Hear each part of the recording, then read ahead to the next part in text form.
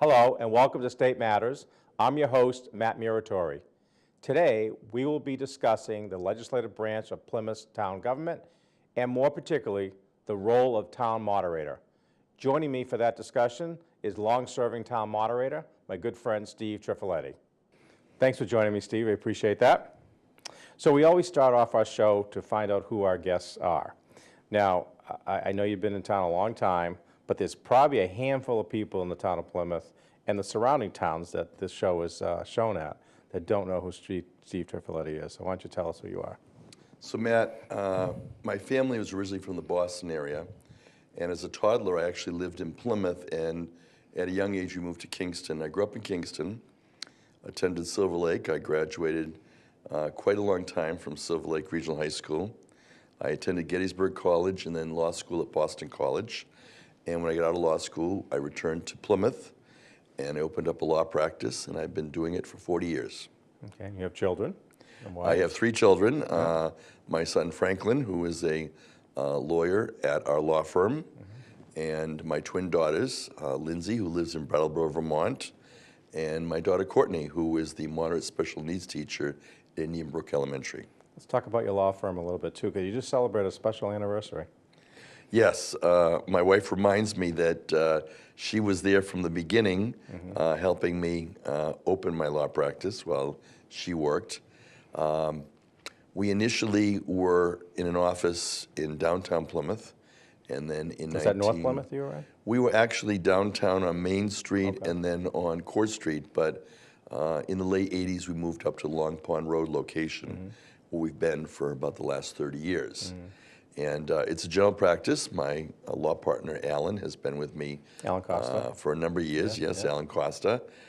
Your wife, Kristen, worked with us for a while, and she's still 11 years, in the same building. Yeah. And we still work on cases together. And my son, Franklin, is now working with us, and we have an affiliation with several other lawyers and a great support staff. Yeah, and it must be good as a father to see your son, he used to come to the office when he was younger, a young kid, and now to see him as a lawyer working with you. Well, certainly all the children worked at the office when they were younger, but some of them, after doing filing and maybe emptying trash and other tasks like that, thought, why would I want to be a lawyer and do that? But of course, for Franklin, it's actually a second career. He originally had a master's in film and taught at Emerson College, and also produced a film, but then decided to go back to law school, and he's been with us for over 4 years. You had a famous classmate. I did. At law school, I spent 3 years with former Secretary of State John Kerry, who graduated the same year that I did. Yeah. How was he as a student?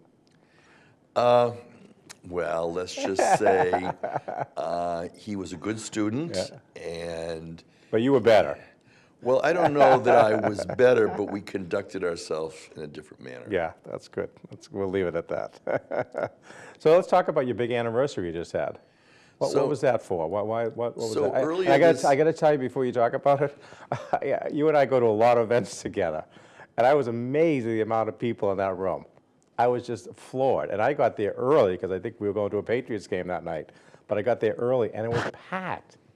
I think that we determined by the end of the evening there were about 500 people. So I can believe we it. were very appreciative, and certainly people were invited from all the different groups in which we've been involved in the community. So it was really our way of saying thanks for all the support over the past 40 years, and also so we had clients and we had colleagues and we had referral partners, friends and family. It was really a great opportunity to network with people and see people in a different setting other than in the courtroom or at a closing. Yeah. Talk about your networking. You're just really famous in this community for networking. Well, you and I, for a number of years, were in a B&I group, Business Networking International. And thank you, by the way, the other day I did substitute. It was yes, great you did, and I heard you did a great job. It was great seeing folks there again, yeah. So, as you know, in B&I they say you don't net sit, you network. And so I think really in any business or profession, everybody in some way does either research and development or business development. And certainly for us as lawyers, It's an opportunity to get out into the community and volunteer and participate in activities. So it's something that we've always done. And for the lawyers in our firm, I've encouraged people to participate in activities in which they enjoy. So, my partner Alan Costa at this time of year is very involved with the Salvation Army, and he organizes the Toys for Tots. Another great event that happened recently, and it was the best they ever had, they said. So he helps co-chair that. Yep. And With Dave Stevens. yeah, so he did a great job. And then my son Franklin is involved in a tourism group. He's involved in a chamber board, and he's again participating in activities in which he enjoys. Been pretty much a lifelong member of the Rotary Club since I came back to Plymouth. So really, it's something that I enjoy doing, and it's really a good mix with the work I do for the clients and also for the town, because I think that you can't be ivory towered. You can't just sit in the office all day, or in my case, office and courthouse. I think it's important to get out there, to talk to people, have your ear to the ground, and know what's going on, much the same as for you as a state representative. That's why you've been so successful. And now that I think of it, talking to you, I think you're the one that got me involved in the chamber, you're the one that got me involved in Rotary, and you're the one that got me involved in BNI. But it's a great formula. Right.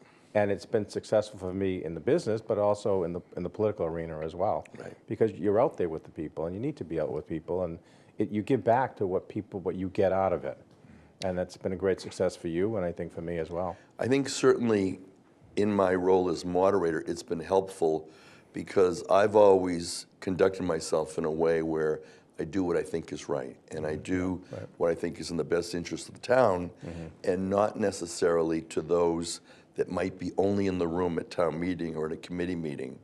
And so by being out there in the community and not just rubbing elbows with the committee of precinct chairs or the advisory and finance committee or the board of selectmen, I do get the opportunity to hear from people who aren't actively involved in government but vote and have an opinion, and I try to balance their concerns with what I hear at the various meetings and hearings, and it has worked out well. And so the same would be true in my professional life. By being involved and having relationships, it's very helpful. I find many times if I'm doing a closing and someone needs referrals for real estate related matters, or it could be any type of work, that by having relationships with people, I'm in a position. I have a case right now where we needed to have a private investigator, and because of our relationship with the chief of police, we were able to get a referral and right away have a person who is highly qualified to provide services. So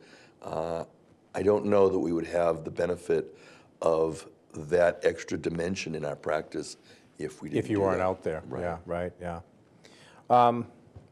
Let's talk about your recent medical issue. You're really public about it. Can you talk about it and tell us why you were so public about it? Well, I'm public about it because I want to create an awareness. Tell people what happened.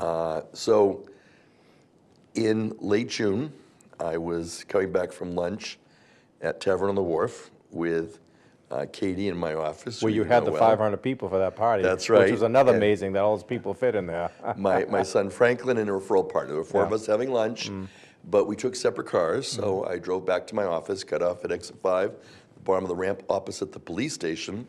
I was stopped waiting for traffic to pass before I entered, and all of a sudden, thump, and my head went forward and I was rear-ended. And so I looked around, pulled up, and the woman who hit me, rear-ended me, was still there. So I walked back to make sure she was okay, and she was upset. And I said, well, why don't we just go to the police station and we can exchange information? So if you think about it, you know, this woman rear-ended a personal injury lawyer in front of the police station. So she wasn't having a good day. Never mind you. But we exchanged information and then went on our way. And I had a busy day full of appointments. So You were okay. I was feeling okay. I mean, I had some symptoms. At one point, I had some shortness of breath, or my heart was speeding, or I was sweating a little bit. So I wrote down all these symptoms, much as I would recommend to a client. So I wrote them down on a card because I knew that I couldn't get to see anybody medically till after my day was over. And so then I was able to get in and see my chiropractor, and then I went to the ER because I always recommend to people in car accidents, at least get checked out. So I did. And because I was a good reporter with all the list of symptoms, they said, oh, you better have some tests. So they gave me an MRI. So I was there about 5 hours. Finally, around midnight, the doctor came in and he said, you know, your MRI, you're okay from the accident, but your left vertebral artery is dilated 9 millimeters, and you need to see a neurosurgeon. You have a brain aneurysm. So I said, okay. How did that hit you? So, you know, I was okay with that Yeah. because I've had one other time in my life where I had a detached retina, and my philosophy is when you have these issues, you just deal with it. I'm fortunate that my brother is a physician, so I'm able to call him and consult with him. Did you call him at midnight? No, I didn't call him at midnight. I actually went to see my doctor, my primary care, the next day. He immediately called a radiologist to try to interpret the findings and to decide on a referral.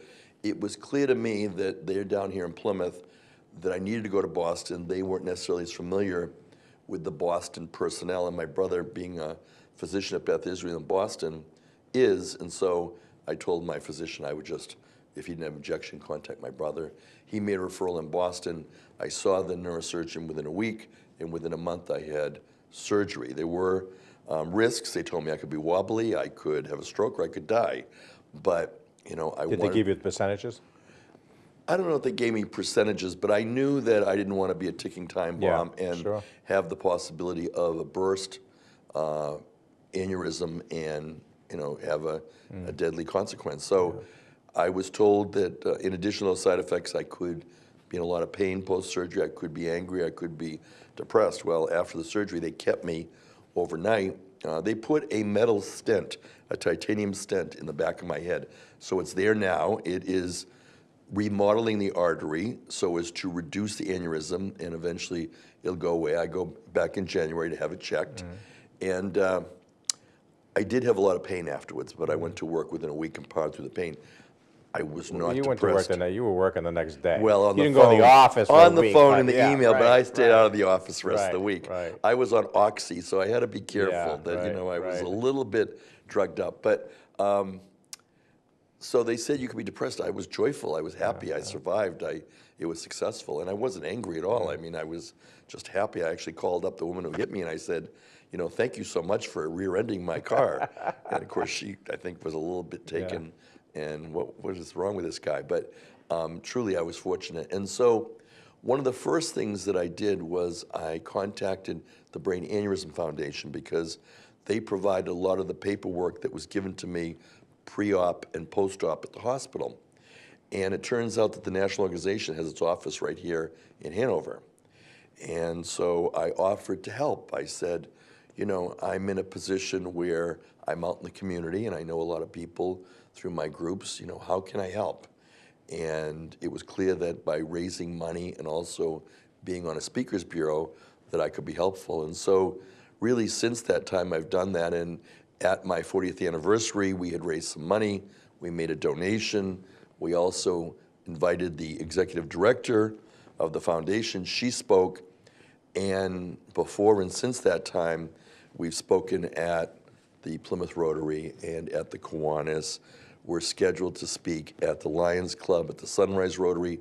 Actually, we've been interviewed on, you know, WATD and WPLM, and also in the paper, including the Globe. And as a result of our willingness to talk about it, people have come, they've shared their experiences, they've thanked us for family members that have either survived or not survived. And even other groups, we're going to speak to a group in Sharon in January that just read about it in the Globe and want us to come to speak. So I'm considered a brain aneurysm survivor, and I'm so grateful that one of the ways to give back is not only financially, but really to talk to people who either have gone through it or to create the awareness, because 1 in 50 people have a brain aneurysm, 2% of the population, and many people aren't aware of that. And fortunately, by talking about it, I've actually encouraged some people who have had family members who have had aneurysms. They've decided that they would get tested. In my family, my sister had an aneurysm and she passed away before she had the surgery that was scheduled. And they told me to have all my family members tested. I went one step further and called my cousins on either side. Turns out one of my cousins has 2 aneurysms and she's already had surgery to repair one of them. So it's important to get the word out. A lot of people don't know about it.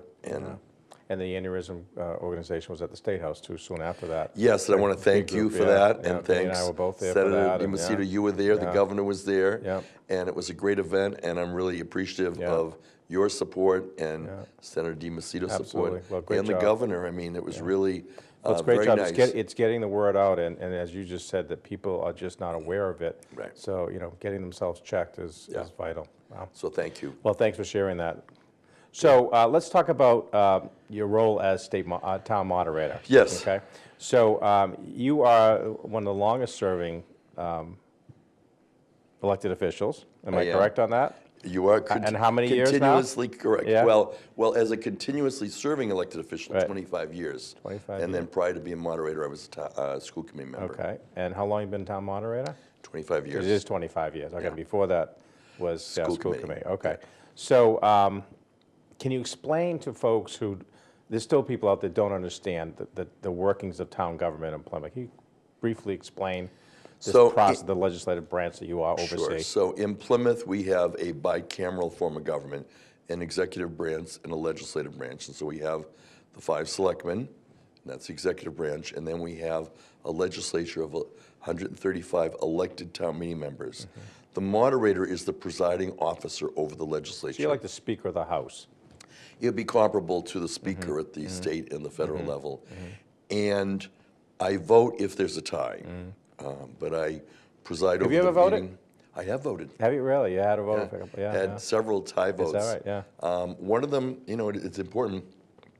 One was the $1 million vote. It was on an amendment as to whether or not to retain $1 million in the school budget. And so, and another one had to do with whether to have flagmen. So it was a question between flagmen and the police. So there have been several that I've had to break the tie. Wow. And so I appreciate the opportunity to do that every once in a while, but I don't share my personal point of view unless I have to vote. And then only then will I share my personal So view. if people have issues with articles, they really need to go to their elected town meeting representatives. Yes, I mean, people come to me for questions about the process, and I'm happy to help anybody, certainly town meeting members, officials, and taxpayers, residents, anyone who wants to get information.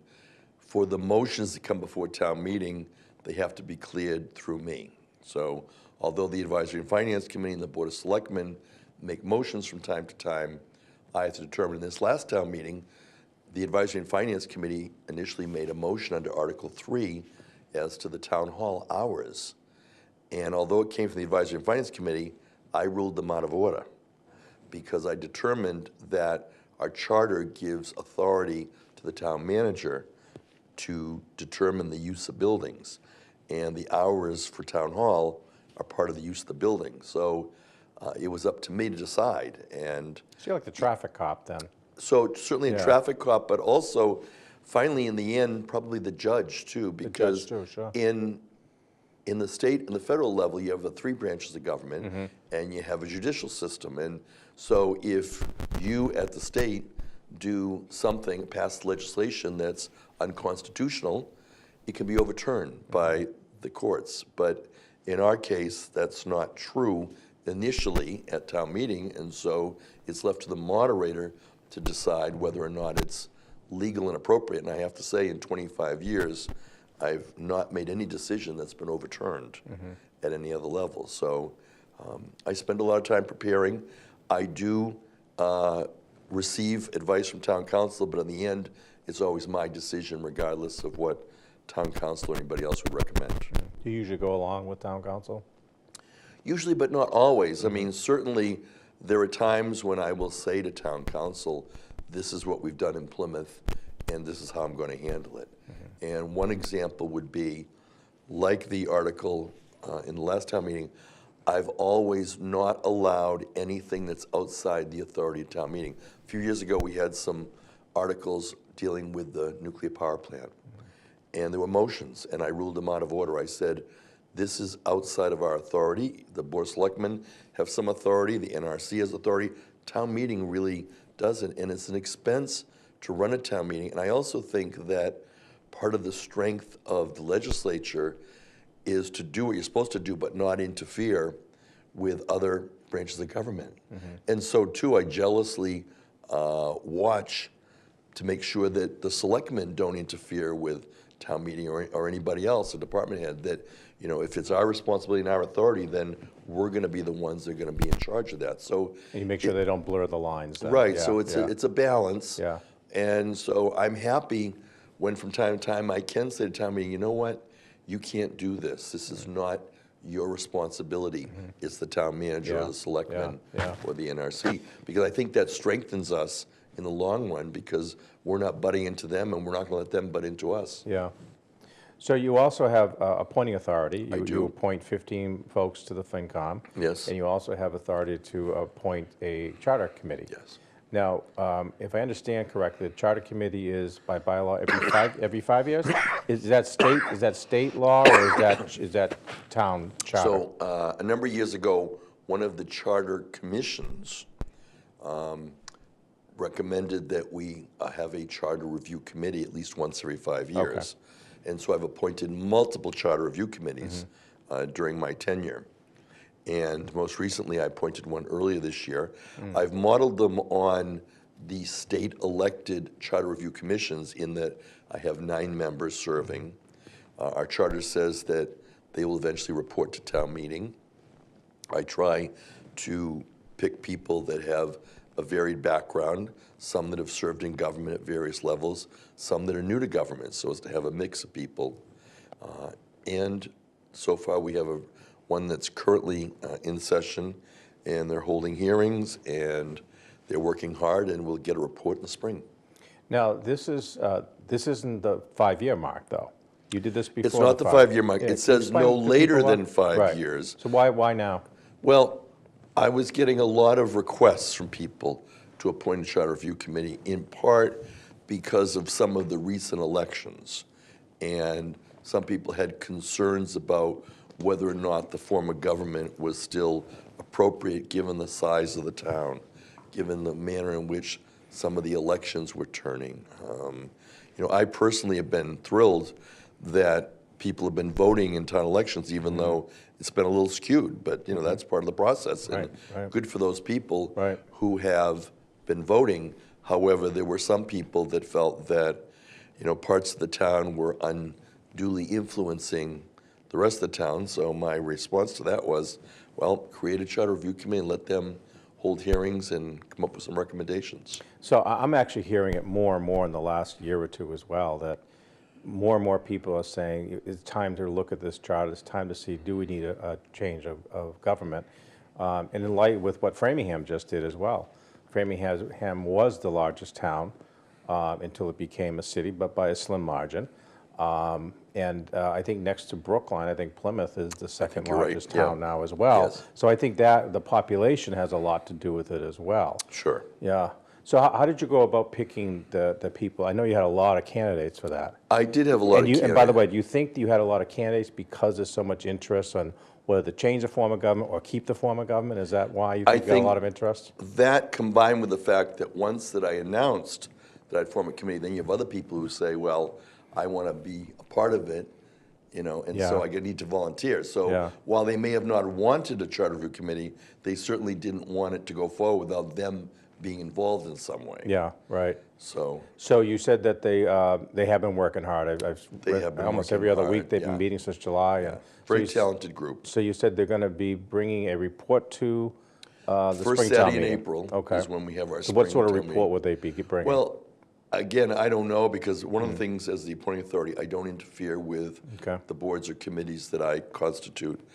But my expectation would be is that they will at least bring a report, if not reserve some articles for some proposals. I see. So that's one of their options they can It do. is, yes. If they do bring an article or proposal to town meeting to change the form of government, because people have asked me this as well, is it up to town meeting to decide? What if town meeting decides, you know what, we don't want to change the form of government? Which they've done before. Right. I remember, I think in 2009, I yes. think that happened when I was on So FinCom. if it's an article, town meeting can vote it up or down, and then I believe there's a process if they vote it up for it then to go to the state and maybe to go to the voters. So there's still other things that are happening, but this is a starting point. And at least it gets the discussion more open at a town level.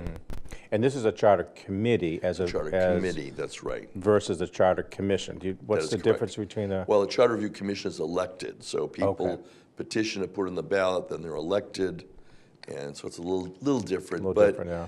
you know, one of the reasons it was done this way is because under the commission, you kind of have to rely on the interest of people to petition to do it, whereas this ensures that at least once every 5 years, the town of Plymouth is going to take a look at their charter, and that's a good thing, Yeah, right. even right. if it's just housekeeping changes. Right, right. In the short time we have left, let's talk about the remotes real quickly. So you really pushed a few years ago to get remote controls for voters, which I think is it's a great idea. But you've had some issues with them recently. Yeah, I what mean, sort of changes are you going to come up with? We've had issues, but it's been a great success. I mean, Yeah. I think overwhelmingly the town meeting members, town officials, there's certainly the people in the town, when I am out there in the community, they love it. So some have been, very few problems with the vendor.